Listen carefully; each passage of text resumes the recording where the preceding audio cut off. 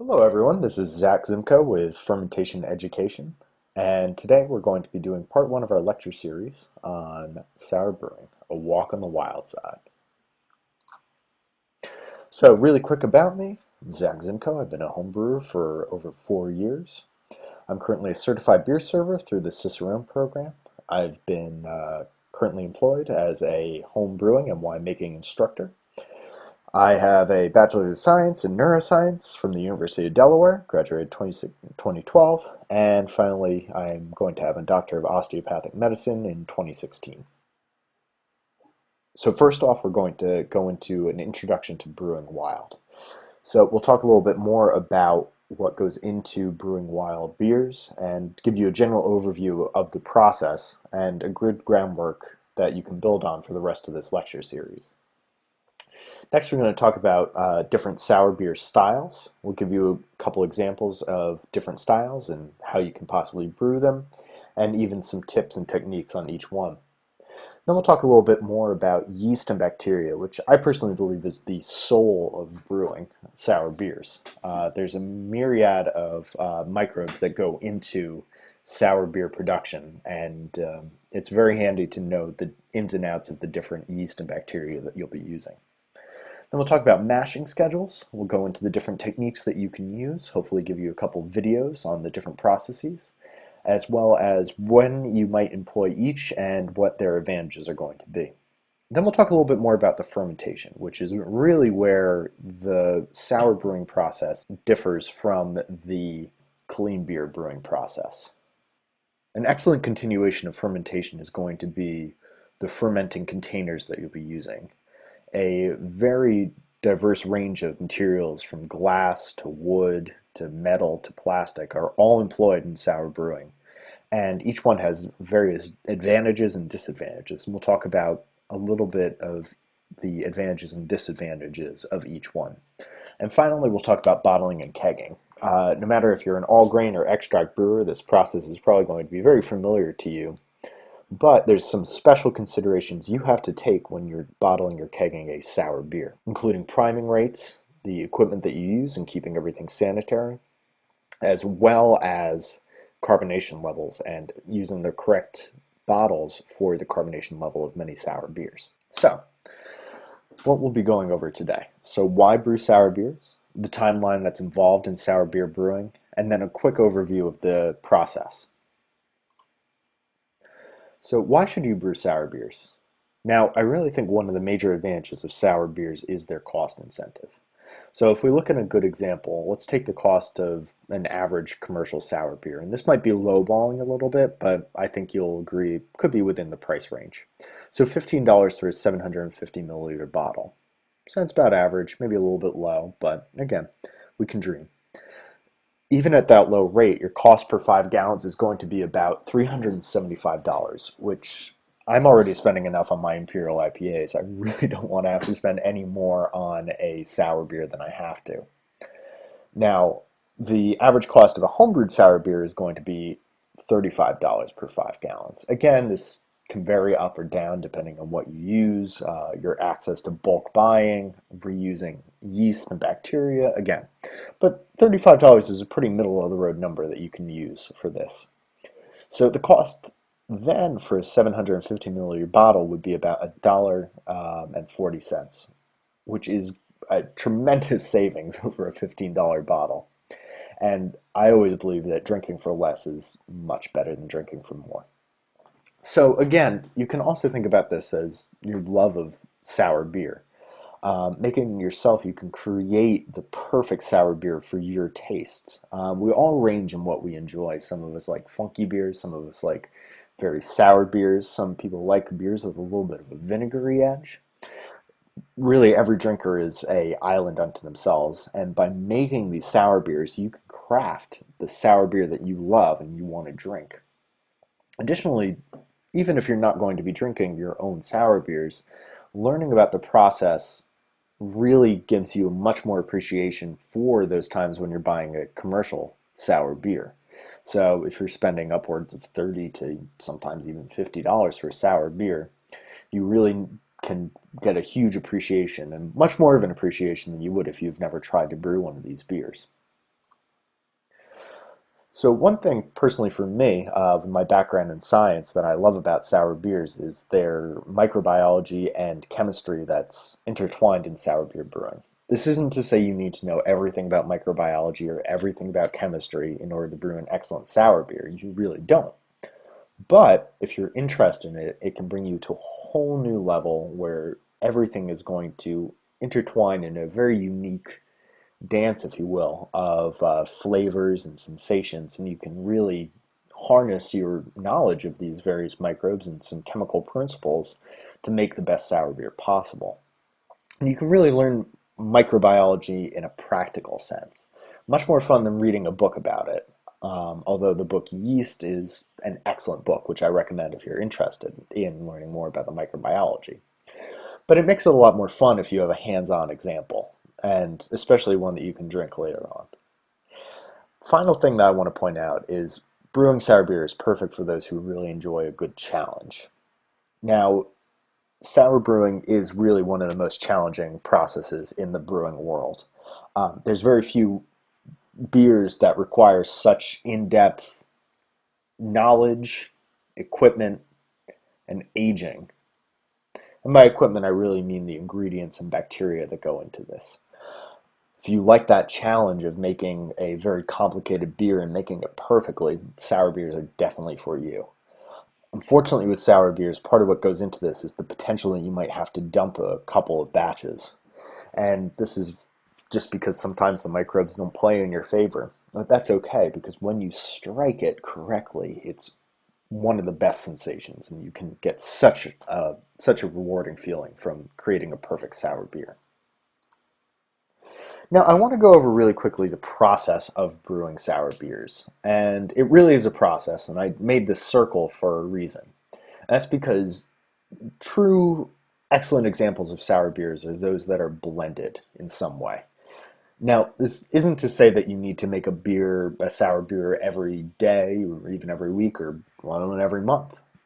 If you brew a couple times a year, a few sours, it will be perfect for blending in the future because, again, this is a long-term process. It's going to have a lot of different components to it. So the more beers you have under your belt, the more you can blend and create that perfect combination. So the first step is going to be your mash, which you'll conduct. Again, most of our all-grain brewers are going to be familiar with the basic principles of the mash. With a sour beer, however, one can achieve a very strong advantage in doing a step or even a turbid mash, which we'll talk about a little bit later, which adds a little bit more complexity and a little time to the brew day, but can create a much more interesting product. Then after that, we have our boil, which really doesn't differ very much from your normal all grain or even extract brew day. Then the fermentation comes into play. And during your fermentation, this is really, in my opinion, what separates clean beers from the sour beers in process and technique. You'll be employing many more microorganisms than you would be for your clean beer. So there is a level of complication in that. Additionally, if we go on to the next component, which is the aging process, the fermentation process can take upwards of 3 years in many cases. So having that in mind in the very beginning can give you a very realistic expectation of how long this will take. Now, the final stage is the bottling and kegging. Again, if you're familiar with extract or all grain brewing, this shouldn't be too different from your process. There are only a couple components which, again, we'll talk about a little bit later, that change and you have to be cognizant of and take into account when you're doing a bottling or kegging of a sour beer. So now the question is, how long does it take to brew a sour beer? And the answer really is that it depends. It depends on what techniques you're going to be using for both brewing and fermentation. So let's start out with the first one and the quickest, which is the kettle souring. This is going to take about 2 to 4 weeks. In this process, you're going to be producing a sour wort, which is then boiled, and then you will be fermenting clean. So again, it creates a much shorter timeline, but lacks some of the complexity. Next one is the gueuze, which is going to take about 3 years. That is a combination of both lambic of many different ages. So you're going to have that very long timeline in order to create the best possible product. So next is the lambic. So with lambic, this is going to take about 18 months minimum. So again, while the goose, which is the 3-year-old combination of many different lambics, the true lambic by itself takes about 18 months to really hit its full stride. Before this time, it's going to be a little bit offensive to the palate, so you really want to create a product that's going to be very easily accessible. So 18 months really is the time when all the flavors mellow out and you start getting a product that you would like to drink on its own. So next is the Flanders red or brown. Very similar styles, but a couple regional differences. This beer is going to take about 6 months, and that's a minimum. With this beer, it's going to be finished. Its flavors are going to be easily accessible at that 6-month time, but it's only going to get better with time. Much like a red wine, it's going to age very gracefully. So finally, we have the Berliner Weiss, which is kind of a unique circumstance. Berliner Weiss is a sour beer that's fermented with a clean, neutral strain and only one bacteria, which is the Lactobacillus strain.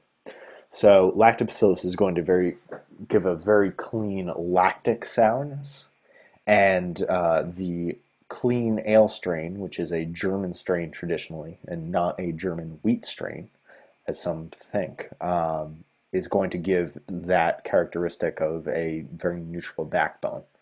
So this beer, not having any of the other microorganisms which can take more time to reach fruition, is going to take about 3 months to really hit its peak.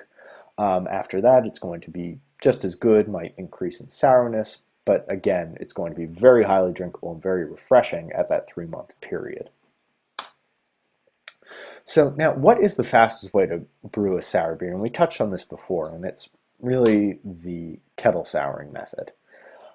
And in kettle souring, you have a very, I would say, the simplest process of any of the sour brewing techniques.